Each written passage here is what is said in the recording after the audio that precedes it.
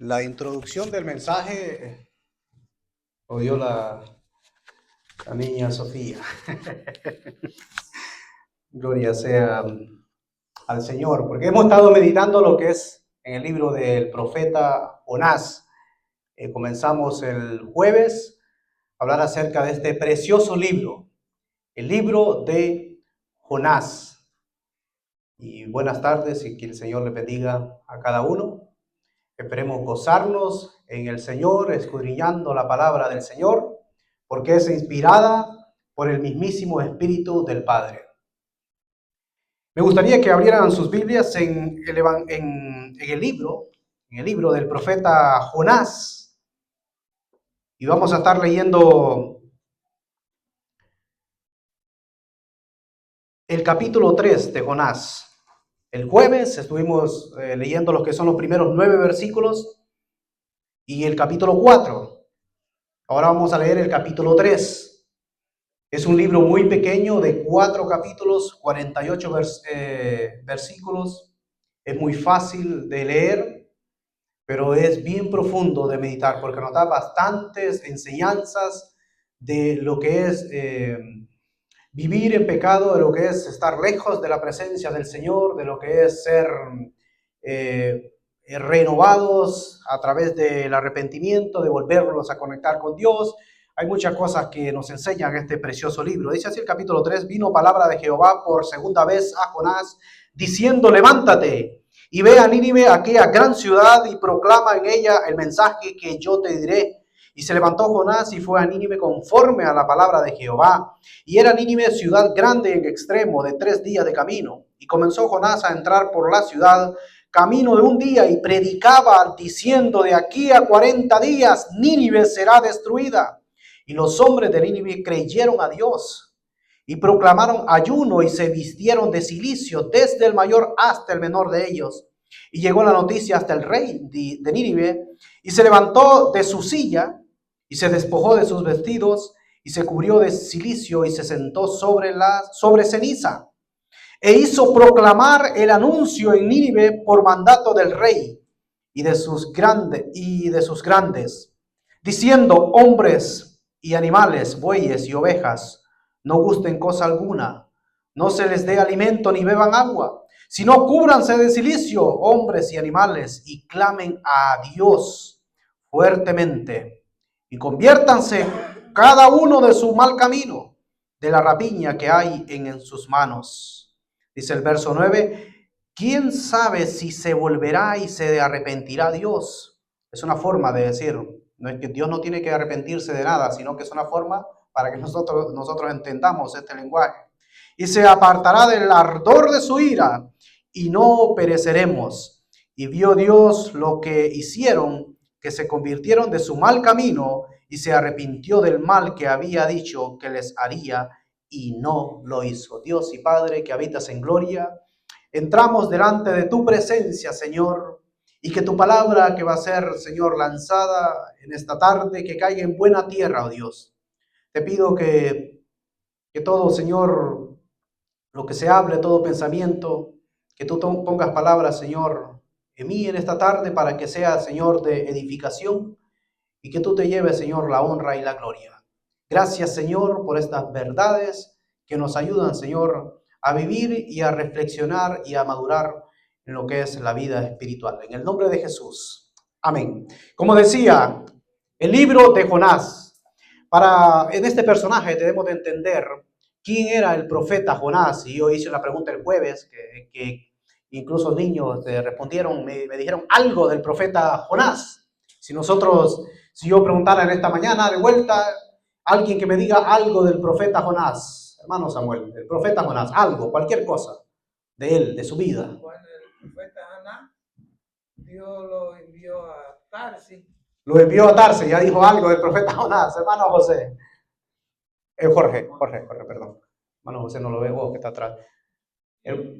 Bueno, debo decir que él dice que dormía. Él dormía en el interior de aquella nave. Hermano José. Algo, cualquier cosa del profeta Jonás. La desobediencia. La desobediencia. Y las hermanas también, hermanas normales, algo de profeta Jonás. Puede ser un poco interactivo. Que Dios le dio una orden y él no lo obedeció. Que Dios le dio una orden y no le obedeció. Las hermanas que están, hermana Milagro. Bueno, está ahí, pero seguramente ha escuchado, seguramente todos los demás han escuchado acerca de este profeta Jonás. Hablaba el jueves acerca de su carácter, el carácter del profeta Jonás.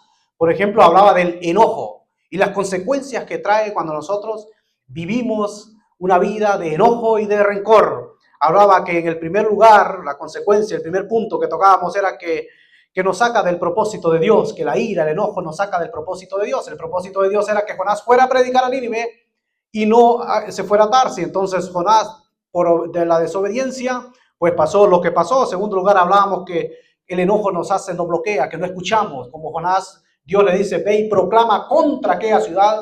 Jonás escuchó Nínive y se bloqueó y automáticamente pues vemos lo que pasó. En tercer lugar, hablábamos que el enojo nos lleva a dirección opuesta. Tenía que ir a Nínive y no a Tarsis, dirección opuesta. Podemos ver lo que aconteció acá, que después vamos a dar una pequeña explicación de esta imagen. También hablábamos que el enojo y el rencor nos hacía personas indiferentes, que nos da igual lo que está pasando porque estamos enojados. Y en quinto lugar, mirábamos que el enojo nos lleva a lugares que nosotros nunca quisimos estar. Por ejemplo, Jonás nunca quiso estar en el vientre de un pez, de aquel pez gigante. Y hay personas también que por su enojo, por su ira, terminan incluso en lugares que nunca quisieron estar. Por ejemplo, incluso en la cárcel. Pero por el enojo cometieron algo y no se dieron cuenta y después se arrepintieron, pero la ira los llevó a cierto lugar. Y así muchas personas por el enojo pues se han echado a perder el matrimonio, etcétera, etcétera, etcétera. Entonces, de esto hablábamos, del enojo de Jonás. Pero hoy quisiera hablar acerca de la desobediencia del profeta, del varón de Dios. Porque Jonás era un profeta de Dios. Era el vocero de Dios. Era que Dios se revelaba y usaba la boca de Jonás para poder profetizar en el pueblo de Israel.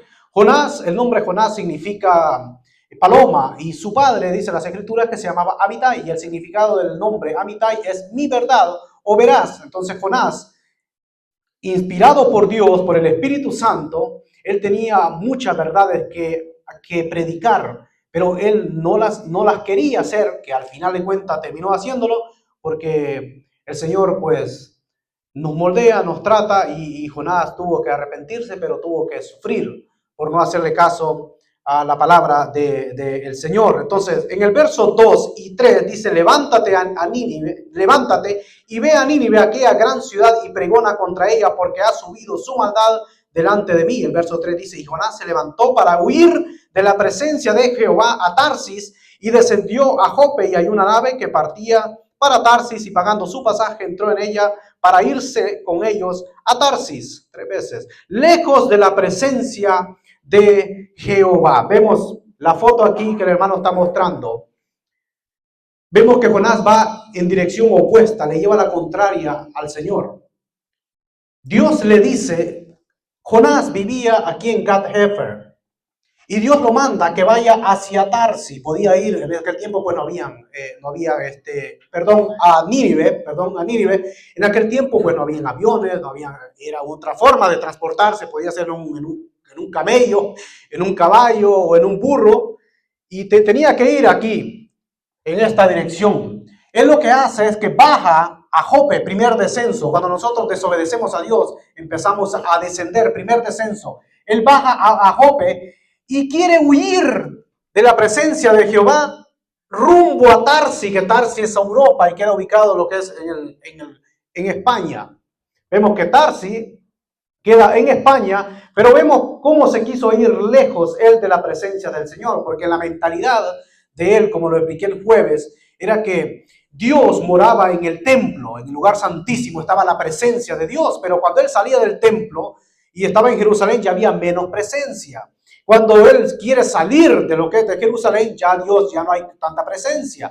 Sale de lo que es del territorio de Israel y quiere huir de la presencia del Señor a Tarsis, donde para él ya no había la presencia, ya no estaba la presencia del Señor. Esa era la mentalidad del profeta Jonás y termina haciendo este gran viaje que pudo hacerlo de una manera tranquila, con el favor de Dios, pero él quería irse para otro lado. Entonces, ¿qué hizo Dios? Pues Dios lo mandó, lo que es por el agua, y él terminó siempre llegando a Tarsis de una vuelta y terminó llegando, perdón, a lo que es a Nínive.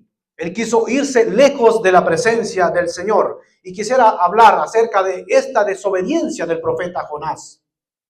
Porque el primer pecado que el ser humano cometió fue la desobediencia.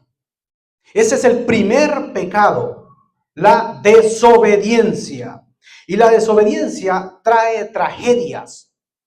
La desobediencia de Adán y de su mujer Eva trajo unas consecuencias tremendas. Por decir algunas, ellos vivían en el jardín del Edén, en un tremendo lugar que Dios les había dado a ellos, para que cuidaran lo que es el jardín del Edén. Y ellos cuando desobedecen pierden lo que es el jardín del Edén y son expulsados del jardín del Edén. Y Dios puso querubines para que cuidaran aquel lugar, dice, con una espada que se movía, para que no volvieran, no regresaran lo que es al jardín del Edén ya como personas pecadoras y pudieran tomar de lo que es del árbol de la vida y ser unos pecadores inmortales. La segunda cosa que ellos pierden fue la inmortalidad, porque ellos eran seres eternos y terminaron siendo seres mortales. Ya ellos después entendieron lo que es el concepto muerte cuando vieron que aquellos animalitos que murieron, ¿verdad? Cuando el Señor los cubre de pieles de animales. Vemos también que el pecado, las tragedias que trae, lo que es la desobediencia, que vemos un gran varón de Dios, un varón que Dios lo escogió a él para que sacara a su pueblo de Egipto, de la esclavitud que ellos vivían, y dirigirlo por todo el desierto, un gran libertador, lo que era el gran Moisés. Vemos que Moisés tampoco pudo entrar a la tierra prometida porque desobedeció también a Dios. Vemos que el pueblo de Israel también, por la desobediencia, ellos no pudieron entrar lo que es a la tierra prometida. La primera generación, la que entró, fue la segunda generación. Pero la primera, esa generación que salió de Egipto, no todos perecieron en el desierto por causa de la desobediencia. Entraron la segunda generación. La pregunta es, ¿por qué nos cuesta a nosotros obedecer? ¿Por qué cuesta tanto obedecer? Porque la desobediencia lo traemos desde que nacemos.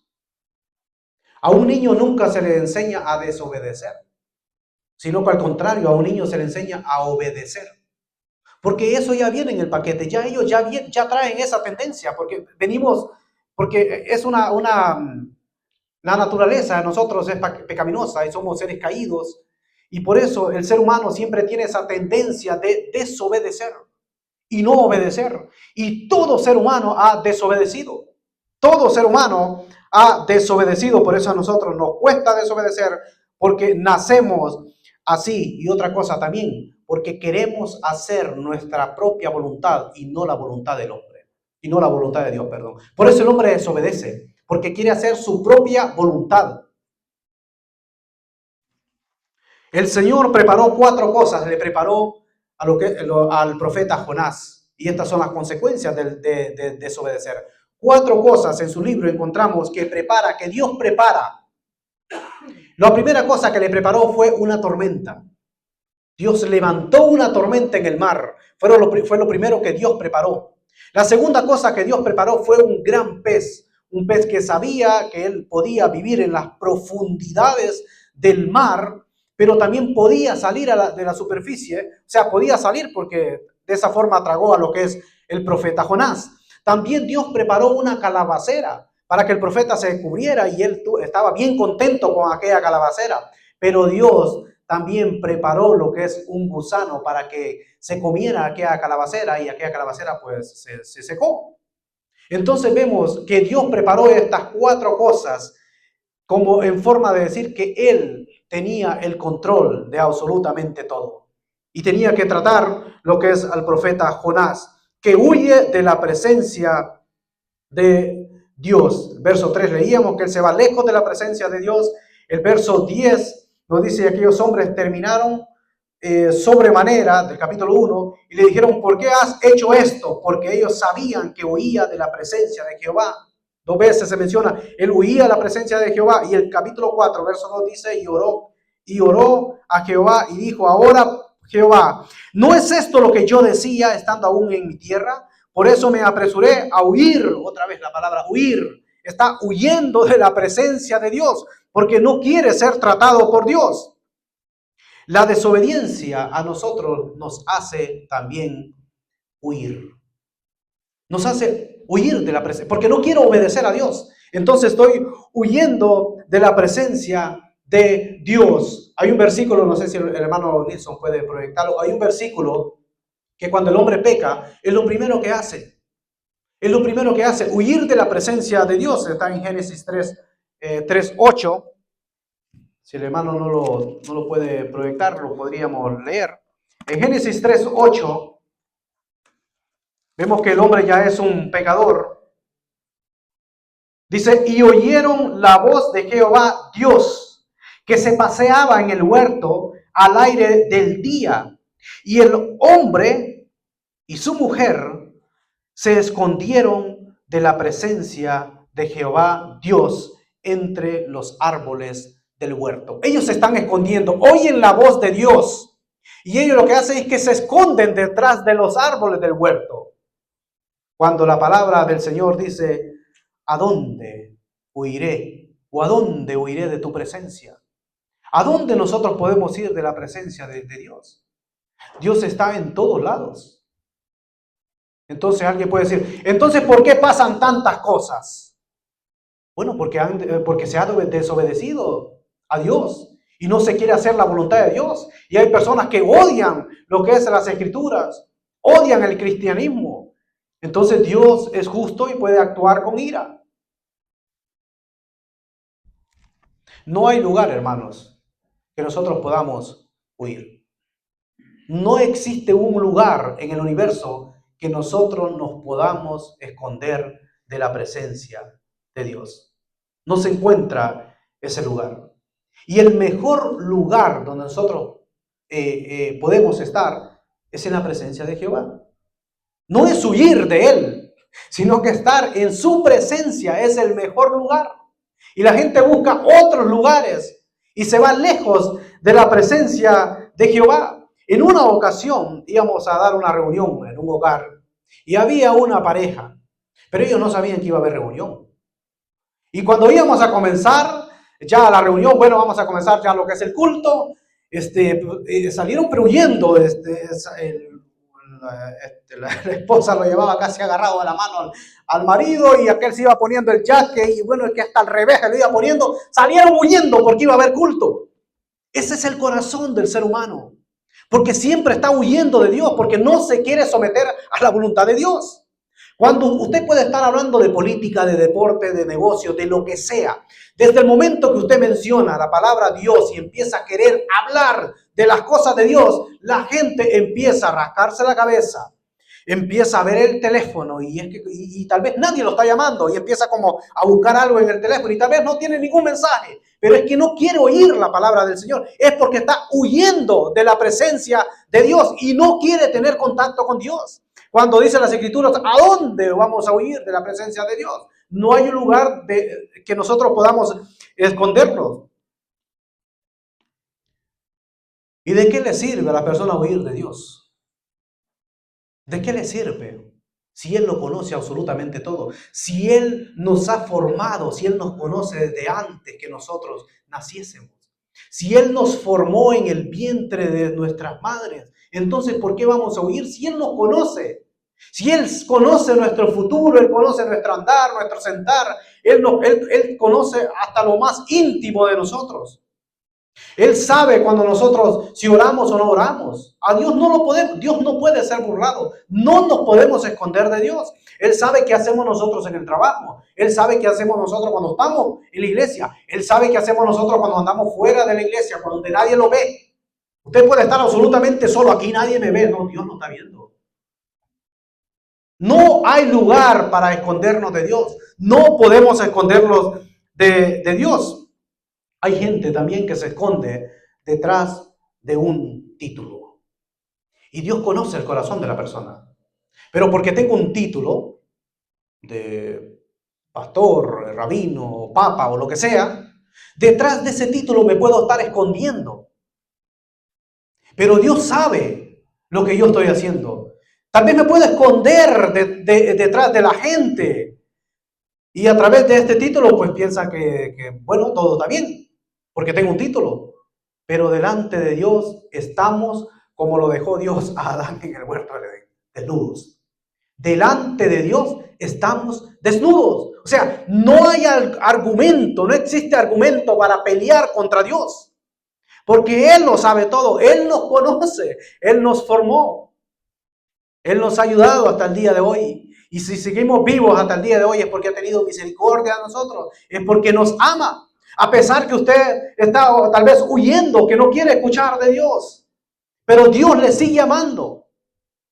Porque Dios no quiere que nadie se pierda, dice las Escrituras, sino que todos procedan al arrepentimiento. En la primera llamada que Dios hace, el verso del libro de Jonás, en el libro de Jonás, en el capítulo 2, dice, levántate y ve a Nínive. Esta es la primera llamada.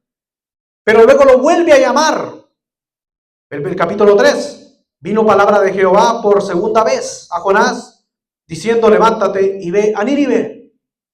Entre la primera llamada y la segunda llamada, Dios sigue con el mismo propósito, que tiene que predicarse a Nínive. Porque Dios no cambia. En Él no hay sombra de variación. Él es el mismo ayer, hoy y por los siglos. Los que cambiamos somos nosotros. Físicamente, pues un niño nace y según va creciendo va cambiando. Hay una foto que pone, ¿verdad? Que cuando era niño y cuando ya es viejito.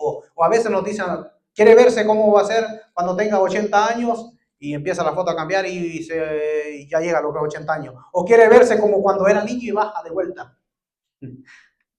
Los que cambiamos somos nosotros. Dios no cambia. Dios no envejece. Dios siempre sigue siendo igual. Él es eterno. Dios sigue siempre siendo igual, pero entre la primera llamada y la segunda llamada acontece algo.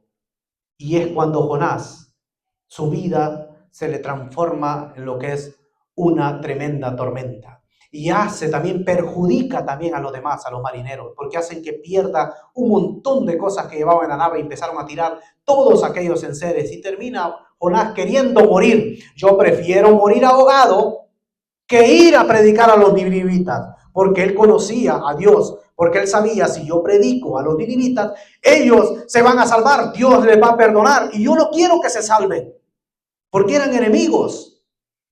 Jonás no quería que los ninivitas se salvasen, por eso le dice en el capítulo 3, en el capítulo 4, ahí Jonás lo vemos enojado porque Dios perdona a toda esta gente. Y él no quería porque eran enemigos. Él no quería ir a predicar, él se rebela. Pero él tuvo que ser tratado por Dios. Y es que para ser usados, tenemos primero que ser tratados. No podemos servir al Señor de cualquier forma, de cualquier manera. No, yo sirvo a Dios. Sí, pero no podemos hacerlo de cualquier manera. Tenemos que estar bien delante de Dios en primer lugar y tenemos que estar bien entre los hermanos para que Dios pueda usarnos. Para que también nuestra conciencia esté limpia, levantando mano santa, dice Pablo a Timoteo, con limpia conciencia. Y Jonás tuvo que ser usado para después ser tratado, porque primero tenemos que obedecer para luego servir. Porque si no obedezco y sirvo, pues estoy haciéndolo para los hombres. Pero si obedezco, sirvo, me deleito porque lo estoy haciendo para Dios. Y esas no son obras muertas, porque Dios toma buena nota de lo que nosotros hacemos como resultado de la fe. Porque dice las Escrituras que no es por obra. O sea, nosotros no nos podemos salvar haciendo obras. No es por obras para que nadie se gloríe, sino que la salvación es por fe, es por gracia, es un favor inmerecido. Esa fe es una fe, tiene que ser una fe genuina, una fe auténtica, una fe que Dios mismo pone la fe en nosotros. No es una fe religiosa, sino que tiene que ser una fe auténtica, una fe en Cristo, no una fe en mi propia fe. no una fe en las cosas, no una fe religiosa. Entonces, para servir, nosotros tenemos que estar en obediencia con Dios. Pero Jonás llega a su destino. Jonás llega a lo que es a Nínive. Y la sorpresa de Jonás, bueno, él llegó a Nínive, pero el Señor lo tiró por agua. Él quería irse por tierra, pero el Señor lo tira por agua. Y la sorpresa que se lleva Jonás es que cuando llega a Nínive y empieza a predicar, y él dice, y comenzó Jonás a entrar por la ciudad camino de un día y predicaba. ¿Y cuál era la predicación? Diciendo, de aquí a 40 días Nínive será destruida. Y la sorpresa de él es que toda la ciudad se arrepintió. Toda la ciudad reconocieron que eran pecadores. Y Jonás no le cabía esto en la cabeza, porque incluso él después dice que él sale de la ciudad y todavía Jonás se queda esperando, viendo a ver qué acontecía. Como queriendo decir, ojalá que no se hayan arrepentido esto, porque yo conozco a Dios. Yo sé que Él es clemente, que Él es piadoso, que Él perdona la iniquidad. Y si esto se arrepiente, lo va a perdonar. Pero es por eso, en el capítulo 4, ahí hay un versículo que dice que Él se queda viendo. Él sale de la ciudad cuando termine de predicar y se queda esperando a ver qué va a acontecer en esa ciudad.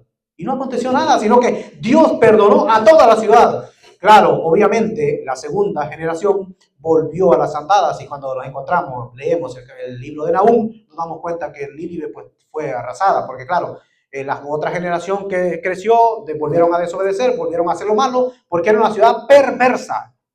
La maldad de ellos era tremenda, pero Dios perdona el pecado más horrible que nosotros hayamos cometido, siempre y cuando haya un genuino arrepentimiento. Y me preguntaba yo cuando veo esto, que toda la ciudad se convierte, esto tuvo que haber sido algo espectacular. Porque si yo digo en esta mañana, bueno, los hermanos, vamos a ir a predicar lo que es la ciudad de Guareberry. Y vamos a poner unos parlantes en lo del carro, como hay alguien por allá en Honduras que anda con unos parlantes diciendo cualquier cosa. Y vamos a predicar este mensaje. Y vamos a decir, en esta ciudad de Guareberry, ha subido la maldad a la presencia del Señor. Y Dios va a destruir esta ciudad.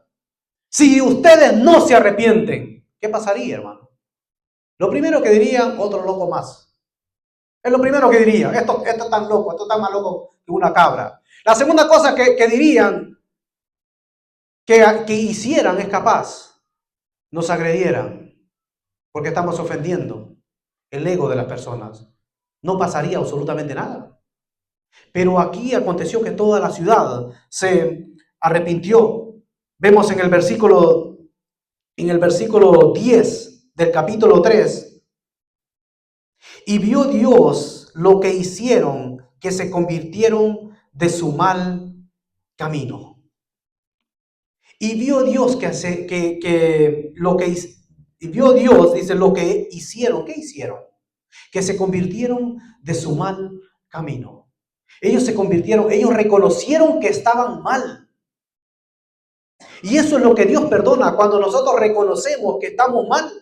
Porque dice la Biblia que hay caminos que al hombre le parecen rectos, pero el final de ese camino es un camino de muerte. Nosotros podemos hay muchos caminos equivocados que no son caminos que nos llevan a la vida eterna. Podemos buscar el camino de la religión, el camino de las obras, que son caminos equivocados. Pero por eso el Señor Jesucristo declaró categóricamente y dijo, yo soy el camino y la verdad y la vida, y nadie viene al Padre. ¿Por qué dijo nadie viene al Padre? Porque Él y el Padre son uno. Y nadie viene al Padre sino por mí. O sea, no podemos ir al Padre por medio del Papa, por medio de la religión, porque no hay, dice otro nombre. No hay que buscarlo, porque no hay. No hay otro nombre dado a los hombres en quien por nosotros podemos ser salvos. Y que no hay otro camino sino solamente el camino verdadero, que es Cristo Jesús. Porque solo hay un solo mediador, dice, entre Dios y los hombres, Jesucristo, hombre. Y no hay más, no hay que buscarlo porque no hay más. Y Nínive se reconoció que estaban en un camino equivocado. Y Jonás va por un camino equivocado. Porque está huyendo, está desperdiciando su tiempo, está sufriendo, siendo moldeado, siendo tratado y desperdiciando su propio dinero porque pagó, dice, su propio pasaje. y se quiso ir lejos de la presencia del Señor. Pero eso no era la voluntad de Dios. Eso no era la voluntad de Dios. Cuando nosotros nos arrepentimos de nuestros pecados, cuando reconocemos que estamos mal, es cuando Dios perdona. Dios siempre perdona cuando hay un genuino arrepentimiento. Y me gustaría que me acompañaran en Deuteronomio 30. Aquí viene hablando de las bendiciones y de las maldiciones. Deuteronomio capítulo 30 dice, esta es otra versión, pero en la misma Biblia, y sucederá que cuando todas estas cosas hayan venido sobre ti, todas estas cosas hayan venido sobre ti, lo baja un poquito, hermano. Dice, y tú las recuerdes en todas las naciones a donde el Señor tu Dios te haya desterrado y vuelvas al Señor tu Dios, tú y tus hijos, y le obedezcan con todo tu corazón y con toda tu alma conforme a lo que yo te ordeno hoy. Dice el verso 3, entonces el Señor tu Dios te hará volver de tu cautividad y tendrás compasión de ti y te recogerá de nuevo de entre todos los pueblos a donde el Señor Dios te haya dispersado. Pero si vemos en la Reina Valera, que quisiera que analizáramos unos versos muy interesantes que nos hablan de tres cosas para tener la bendición de Dios. En el verso 1 dice, sucederá que cuando hubieran venido sobre ti todas estas cosas, la bendición y la maldición que he puesto delante de ti. Él dice, yo he puesto la bendición y yo he puesto la maldición. Escoge tú. He puesto la vida y la muerte. Dice, escoge tú la vida. Y dice, he puesto la bendición y he puesto la maldición. Dice, y el verso 1 dice, y te arrepintieres en medio de todas las naciones. Primer requisito, arrepentirse. Y te convirtieres en el verso 2. Segundo requisito, convertirse. Te convirtieres a Jehová tu Dios y obedecieres. Tres requisitos para tener lo que es la bendición de Dios. Primero es el arrepentimiento. Y cuando yo me arrepiento, ¿me convierto en qué? Me convierto en un hijo de Dios. Y cuando ya estoy convertido en un hijo de Dios, también me está diciendo y obedecieres. Para tener lo que es la bendición de Dios. Vemos que en Romanos capítulo 5, verso 19, también le di creo este versículo al hermano. Romanos capítulo 5, verso 19, hablando de la desobediencia y la obediencia. Dice, porque así como por la desobediencia de un hombre los muchos fueron constituidos pecadores, así también por la obediencia de uno los muchos serán constituidos. Y nosotros prestamos atención a lo que nos dice este versículo. Porque así como por la desobediencia de un hombre, hablando de Adán, los muchos fueron constituidos pecadores. Pecadores. Todos nosotros, desde Adán hasta los que faltan que nacer, somos pecadores. Somos pecadores. Ahora bien, ¿qué es pecado? Porque nosotros a veces decimos pecado, pecador, pecado, pero ¿qué es en sí? ¿Qué es este concepto pecado? La palabra pecado es un concepto que usaban los greco-romanos, o sea, el imperio griego o los romanos, y lo usaban para lo que es las guerras, cuando ellos estaban peleando. Y aquellos arqueros, los que lanzaban flecha, y ellos practicaban y lanzaban y no daban en el blanco, le decían, has pecado, porque no se daba en el blanco. De ahí viene lo que es la palabra pecado, has fallado. Y lo utilizaron para ponerlo en las escrituras. Y es así. ¿Por qué le hemos fallado al Señor? Pecado es transgresión a la ley de Dios. Pecado es desobedecer a Dios y hacerme mi propio Dios. Un Dios que no me va a pedir absolutamente nada. Los que tienen su propio Dios, los ídolos. Y eso es un adulterio espiritual, lo que es la idolatría. Algo que Dios penaliza, que condena. ¿Por qué? Porque un ídolo no me va a exigir absolutamente nada. Le piden y le oran, le rezan y no va a pasar absolutamente nada. Pero Dios sí me va a exigir obediencia. Dios sí va a exigir obediencia y la obediencia se aprende.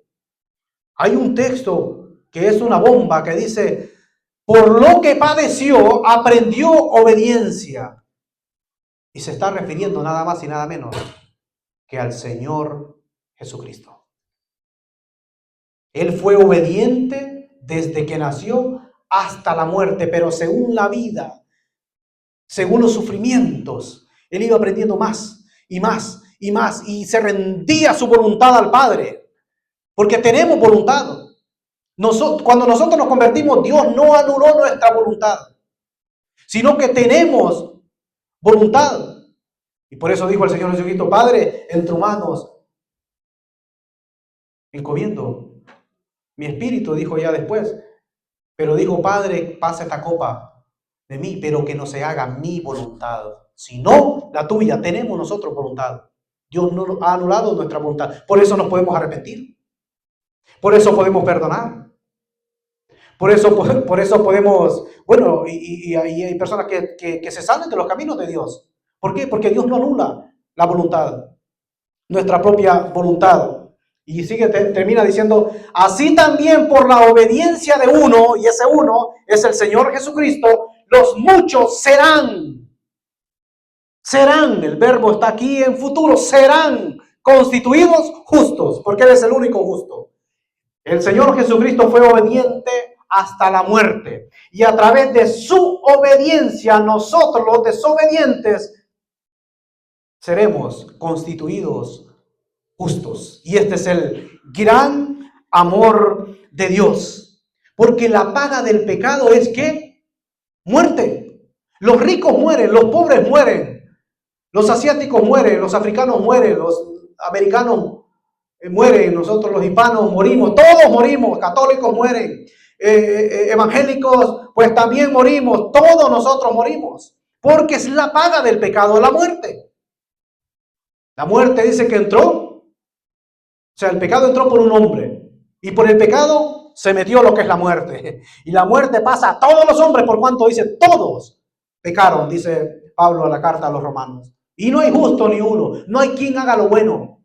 No hay, dice, ni siquiera uno, pero a través del justo, santo Hijo de Dios, que obedeció, y a través de su obediencia hasta la muerte, porque Él era la perfección personificada, fuimos nosotros, vamos a ser constituidos justos cuando estemos delante de la presencia del Señor. Porque estando en esta tierra también nosotros podemos pecar, pero si hemos cometido pecado, Él dice que Él es fiel y justo para perdonar nuestros pecados. Nosotros debemos de renunciar a todo para ganarlo absolutamente todo. Debemos de renunciar a lo que es el pecado, porque ofendemos a Dios cuando nosotros pecamos. Ofendemos a Dios. Y no tengamos un espíritu de Jonás, sino el Espíritu Santo que Dios pone a cada creyente que se ha convertido. El espíritu de Jonás era rebeldía, era desobediencia, era rencor, era enojo, pero era el profeta de Dios. Y tuvo que ser tratado para luego ser usado y que se cumpliese la voluntad de Dios, que era predicar a los ninivitas. Y ya para terminar, veo que el tiempo se me fue demasiado rápido. 40 días le quedaban a Nínive. 40 días le quedaban a Nínive para ser arrasada de la faz de la tierra, para ser destruida. ¿Y cuántos días le quedan al planeta Tierra? Ni usted ni yo lo sé. Los ninivitas no se veían arrepentidos porque no sabían lo que venía. Ellos no sabían que le quedaba 40 días, pero desde el momento que Jonás predica la palabra del arrepentimiento, que el arrepentimiento es cambiar de dirección, porque todos vamos en una dirección opuesta y nos arrepentimos, vamos a la dirección correcta. Eso significa arrepentimiento, cambiar de dirección, cambiar de destino. ¿Cuántos días nos queda a nosotros? No se sabe si esta es la última vez que vamos a estar reunidos acá. Solo Dios lo sabe. Hoy es la oportunidad para que usted dirija el rumbo y se entregue a los pies del Señor Jesucristo. Y no siga huyendo más de la presencia del Señor, porque Él lo conoce. Él sabe cuáles son sus luchas. Él sabe cuáles son sus necesidades. Él sabe cómo está su vida espiritual. Él lo conoce absolutamente todo. Él solo quiere un genuino arrepentimiento, como los ninivitas que se arrepintieron y Dios los perdonó y no fueron arrasados de la tierra de una, porque Dios iba a destruir lo que es esa ciudad.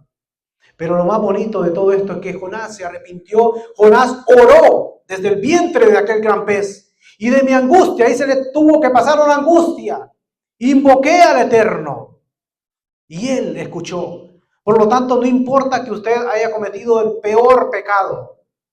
Si usted se arrepiente de corazón en esta tarde, Dios lo perdona y olvida lo que usted haya cometido. Y pasa de muerte a vida. Y Dios lo restaura. Y no le va a estar echando en cara los pecados, no, borrón y cuenta nueva. ¿Por qué? Porque el Señor Jesucristo dijo, consumado es. Tetelestai, aquellas palabritas en griego. Consumado es. Que significa la deuda está pagada. La deuda de sus pecados, de mis pecados, Cristo los pagó en la cruz del Calvario. Por lo tanto, si usted reconoce en esta tarde, se reconcilia con el Señor, lo acepta como su único y suficiente Salvador, la deuda Cristo ya la pagó hace más de 2000 años en la cruz del Calvario. Y usted termina siendo justo, como si nunca hubiera pecado. Y lo recoge y lo trae a su redil. ¿Hay alguien en esta tarde que quiera reconciliarse con el Señor? Que quiera aceptarle a Cristo, que quiera aceptar a Cristo? No tenga temor de hacerlo. No se sienta presionado, pero no tenga esa lucha, o sea, no pelee con Dios esa lucha interna, lo hago o no lo hago. No peleemos con Dios porque nunca le vamos a ganar un pulso. Él nos conoce. Él nos conoce de nuestras vidas. Él lo sabe absolutamente todo. Pero si estamos en desobediencia, nos vamos a perder todas las bendiciones que Él tiene preparadas para con nosotros. Por lo tanto, rindámonos a Cristo y Él va a perdonar nuestros pecados y ser libres de una vez por todas. Porque a eso Él ha venido. Dice, yo he venido a daros vida y para que la tengan en abundancia. Él ha venido a dar libertad a los cautivos, a todos aquellos que hemos estado presos, cautivos por el pecado. A dar vista a los ciegos, a todos aquellos que hemos estado ciegos, espiritualmente hablando. Y nosotros podemos entender que Él murió por cada uno de nosotros. Que Él ha resucitado y dice, si el espíritu de aquel que resucitó al Señor Jesucristo de entre los muertos mora en vosotros, ese mismo espíritu también resucitará vuestros cuerpos mortales, vivificará vuestros cuerpos mortales. Es decir, que el mismo espíritu que estuvo en la persona del Señor Jesucristo puede estar en usted si usted lo reconoce en esta tarde y lo confiesa que Jesús es el Señor, es la máxima autoridad. Porque si no lo hace en esta tierra, lo hará algún día. Pero lamentablemente, cuando dice que toda lengua le confesará que Jesucristo es el Señor para gloria de Dios Padre, dice porque Dios le ha dado, Dios el Padre le dio un nombre que es sobre todo nombre para que en el nombre de Jesús se doble toda rodilla. Todo mundo va a estar de rodilla delante del Señor. Ricos, pobres, todo mundo va a estar delante de la presencia del Señor. Para que toda lengua, dice, confiese, toda rodilla se doble y toda lengua confiese que Jesucristo es el Señor. Por lo tanto, alguien que se muera sin Cristo, se tendrá que arrodillar, tendrá que confesar delante del Padre que Jesucristo es el Señor. Pero ¿qué va a pasar? Ya no hay oportunidad de salvación. ¿Y qué dice? Que el que lo confiese en la tierra, el que me confiese en la tierra, yo también le confesaré delante de mi Padre, pero el que me niegue en la tierra, yo también le negaré delante de mi Padre. Es decir, las cosas se hacen estando en vida en esta tierra. Y hoy es su oportunidad. Hoy es su oportunidad para que usted se rinda a Cristo y le reconozca como su único y suficiente Salvador de su alma.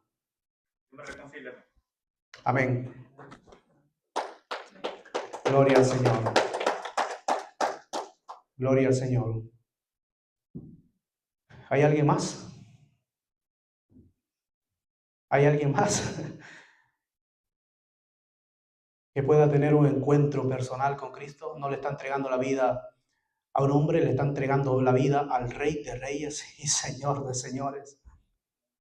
Y vivir ya una vida ya sin temor, sin miedo alguno, sino que vivir una vida, Señor, me rindo a ti.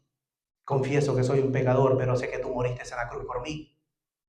Y sé que tu sangre derramada en la cruz del Calvario me limpia, me lava, me transforma, me hace un hijo tuyo. Sé que tú moriste por mí, sé que todo el sacrificio no fue por ti mismo, porque tú no merecías esto, pero tú lo hiciste por amor, para salvarme a mí.